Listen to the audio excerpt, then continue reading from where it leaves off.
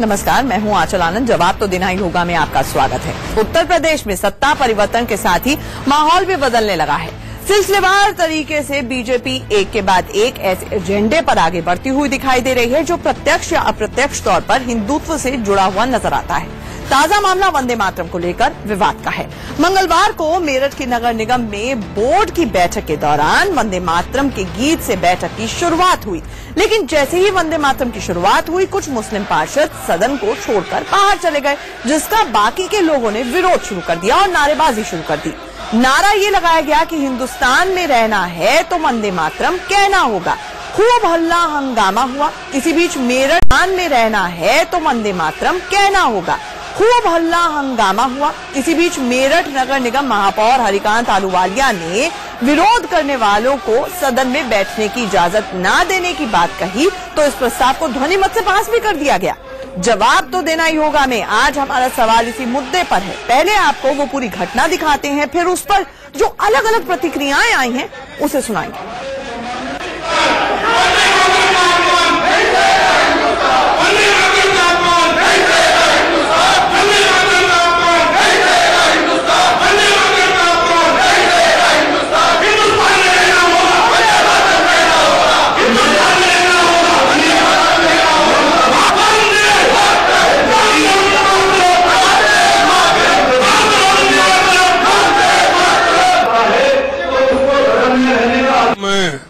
कल्याण सिंह जी के साथ coalition government में मिनिस्टर था, तो उस समय तत्कालीन शिक्षा मंत्री ने एक जियो वंदे मातरम वाला मैंने उसका विरोध उस समय किया था, तो शिक्षा मंत्री को हटना पड़ा था।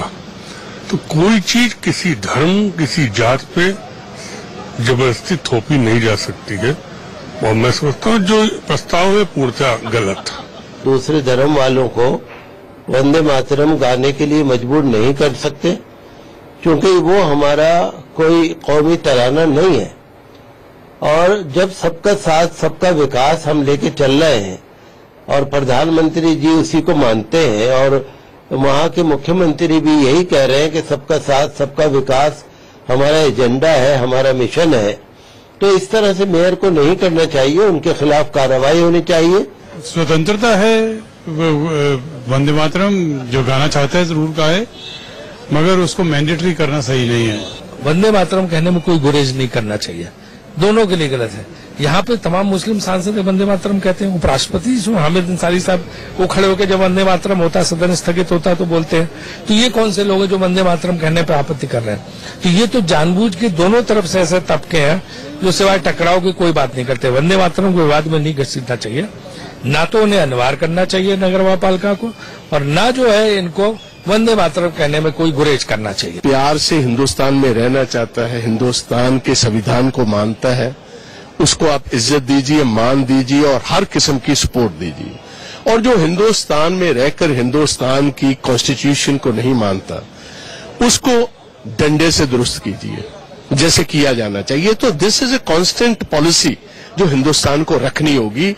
वंदे मातरम, जन गण मन, ये देश का राष्ट्रगान को कोई विरोध नहीं कर सकता हमारे देश में।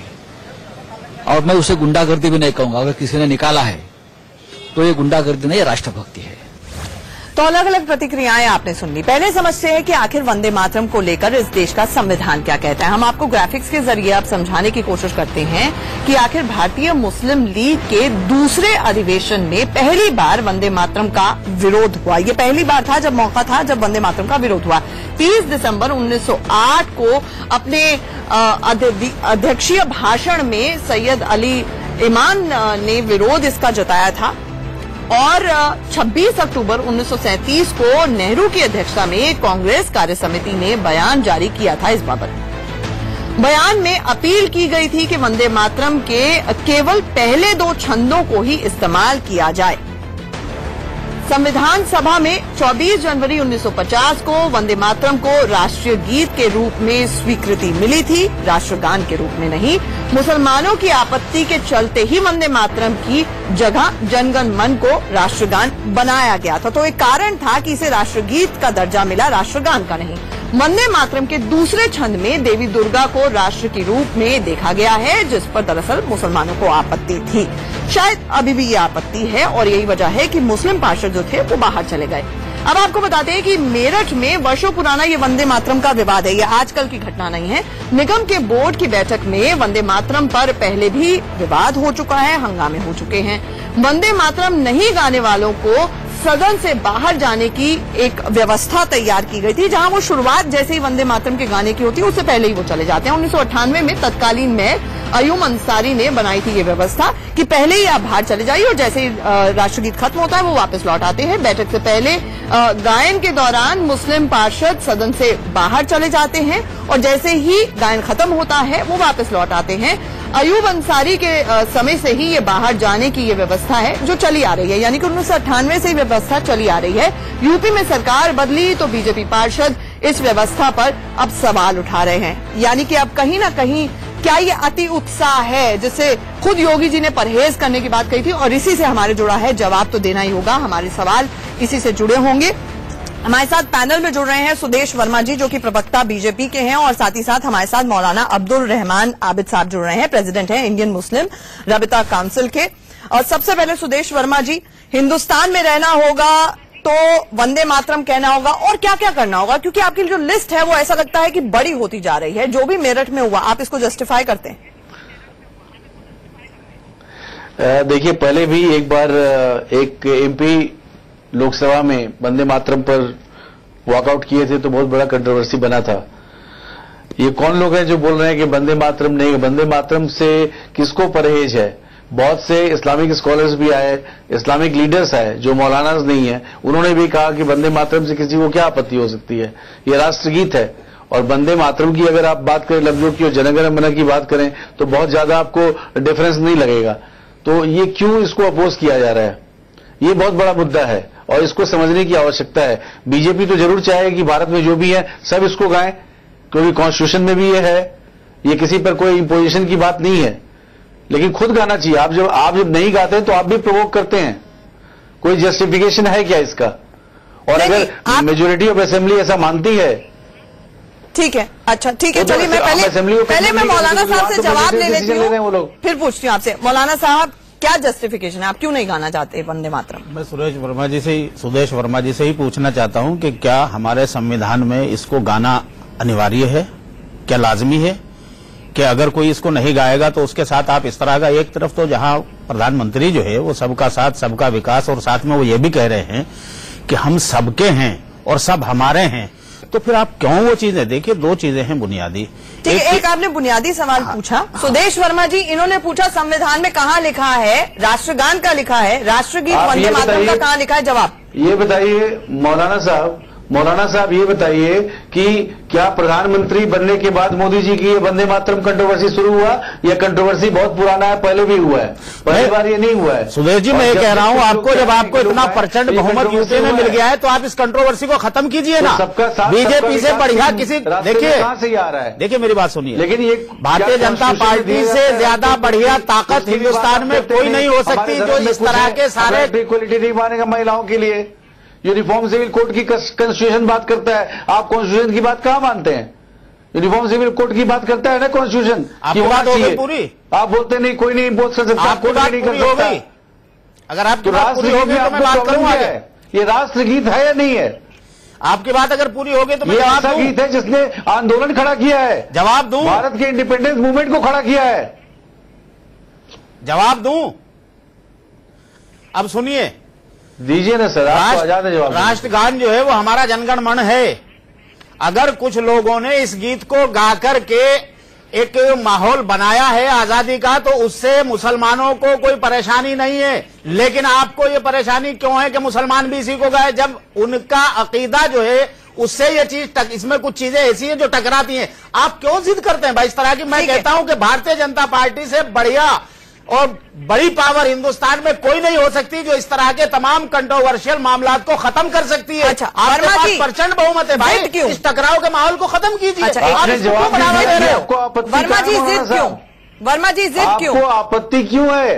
अच्छा, मुझे एक बात बताइए वर्मा जी, अकीदे से टकराते हैं उसमें कुछ नहीं है। बात है मैं एक अल्लाह के सिवा किसी के सामने सर नहीं झुका सकता। सर गीत है, जिसने हमारे अरे सर सुनिए, भारत की आजादी के मूवमेंट को खड़ा किया। अरे वो कुछ भी है, लोग मैं तो कह रहा हूं वंदे मातरम का कर लोग सूली पर चढ़ गए। अब आप अगर टकराव चाहते हैं तो करते रहिए। अच्छा वर्मा जी एक सवाल का जवाब दीजिए। मुसलमान की बात नहीं करते हैं, सुनिए, आप टकराव चाहते हैं करना तो कीजिए। हिंदू मुसलमान की बात है। मौलाना आप साहब बोल रहे हैं कि हम मुसलमान वर्मा नहीं जी, कहेंगे, आप बताएं क्यों नहीं कहेंगे? अच्छा वर्मा जी हम तो नहीं बोल रहे कि मुसलमान कहेंगे। वर्मा जी, इसलिए नहीं कहेंगे कि हमारा अकीदा और ईमान है कि हम एक अल्लाह के अलावा मौलाना जी किसी के सामने सर नहीं झुका सकते। मौलाना साहब एक मिनट रुक जाइए, तर्क बताइए। करने दीजिए, उनसे जवाब लेने दीजिए। वर्मा जी, ये सुप्रीम कोर्ट के अंदर आप ही के एक नेता है अश्विनी उपाध्याय जी, जिनको जानते हो। इन्होंने दरअसल ये एक PIL लेकर सुप्रीम कोर्ट पहुंचे, जहां पर इन्होंने ये बाकायदा कहा कि एक तो सारे offices, courts, legislative houses, parliament, इन सब जगह पे राष्ट्रगान अनिवार्य कर दीजिए। इन्होंने एक और मांग की, इन्होंने कहा कि वंदे मातरम क्योंकि राष्ट्रगीत है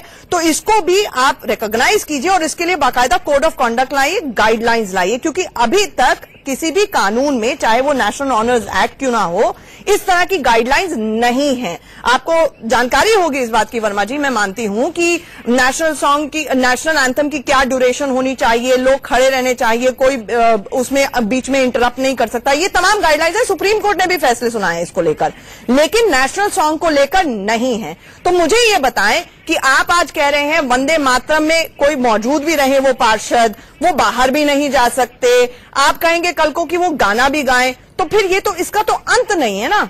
ये सुप्रीम कोर्ट का बाकायदा ऑब्जर्वेशंस हैं और आप ही के नेता पहुंचे थे सुप्रीम कोर्ट में, जो रिजेक्ट हो गई थी मांग।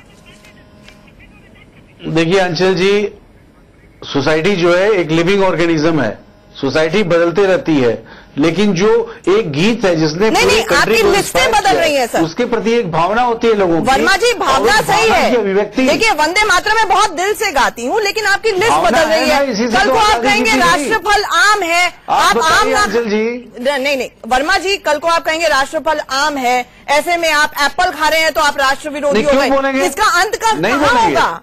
नहीं बोलेंगे। राष्ट्रगीत तो मेंशन है ना, राष्ट्रगीत तो अडॉप्ट किया गया था ना, कॉन्स्टिट्यूशन मेकर्स ने अडॉप्ट किया था राष्ट्रगीत को, लेकिन उसको लेकर आज तक कोई कोड ऑफ कंडक्ट नहीं है। फिर आपके महापौर वहां पर कैसे एनफोर्स कर सकते कोड ऑफ कंडक्ट जो संविधान में नहीं है, जो कानून में नहीं है? देखिए एक देखिए इंटरनल मैकेनिज्म है हमारा। क्या चाहना, हम चाहते हैं सब लोग इस गीत को गाएं, सब लोग इस गीत से इंस्पायर्ड हो, सब लोग इस गीत की इज्जत करें, ऐसा हम चाहते हैं। बीजेपी एक नेशनलिस्ट पार्टी है, चाहती है। और सदन के अंदर कोई क्या करते हैं, वो सदन की गरिमा है, वो सदन जवाब देगी कि उन्होंने ऐसा क्यों किया। अगर सदन की मेजोरिटी ऐसा मानते हैं कि सबको गाना चाहिए, सुदेश वर्मा जी, मैं आपसे एक सवाल करना चाहता हूं। नहीं, आप क्या थोप रहे हैं मौलाना साहब? उनका ये कहना है कि ये सदन की गरिमा है, मेजोरिटी डिसाइड करेगी कि वहां पे क्या होना चाहिए। आपका जवाब? मैं आपसे ये पूछना चाहता हूं सुदेश जी कि जब मेरा अकीदे से एक चीज टकराती है और आपके लिए वो उसके बगैर ऐसा भी नहीं कि कोई काम ना चलता हो, हिंदुस्तान का नुकसान हो, हमारी सियासत का, राजनीति का, प्रदेश का, हमारे हाउस का कोई नुकसान हो, तो फिर क्यों ऐसे बेबात बहानों में आप क्यों बिना वजह समाजी टकराव चाहते हैं? क्यों हमारे ईमान और अकीदे पर हमला करना चाहते हैं? मौलाना साहब, आप मुझे अभी तक नहीं बता पाए, मौलाना साहब अभी तक आप मुझे नहीं बता पाए कि आपको इस गीत से ऑब्जेक्शन क्या है। मैं 3 बार बता चुका हूं, मुसलमान के फिर बता देता हूं, मुसलमान के थिंकर्स, आप दोनों हमारे साथ बने रहिए, चर्चा गर्म है। मेरठ में जो बने हुए और यहाँ पर मौलाना साहब बार बार सुदेश वर्मा जी एक सवाल जो पूछ रहे हैं, जो हर एक के जहन में होगा शायद, कि आपको आपत्ति क्या है, वंदे मातरम आप गा क्यों नहीं सकते? देखिए, आपत्ति की बात नहीं है, बात है मेरे अकीदे की, मेरे ईमान की, और जिसको हम अंग्रेजी में आप कहते हैं बिलीव की।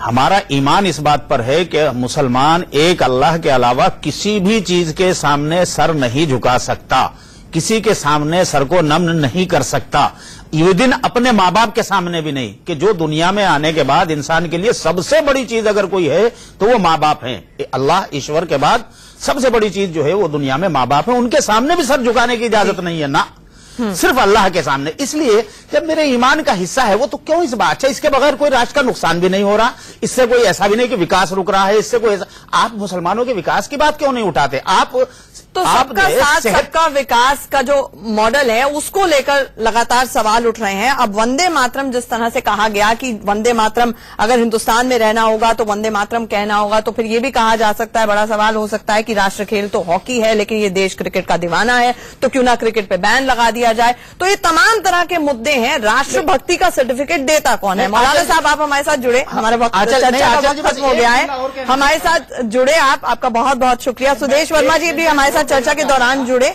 हमारा बहुत बहुत शुक्रिया। जवाब तो देना ही होगा। मैं फिलहाल इतना ही।